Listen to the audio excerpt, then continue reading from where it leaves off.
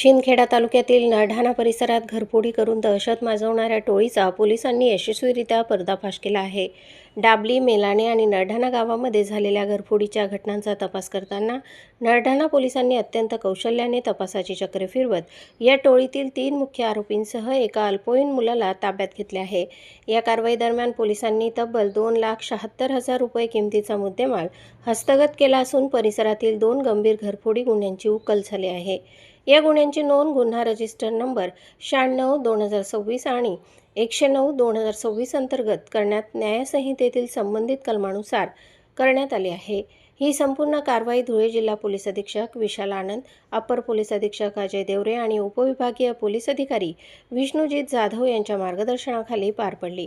Nardhana police ठाण्याचे प्रभारी अधिकारी आणि संपूर्ण पथकाने केलेल्या या धडक कारवाईचे परिसरात सर्वत्र कौतुक होत असून नागरिकांनी सुटकेचा निश्वास सोडला आहे.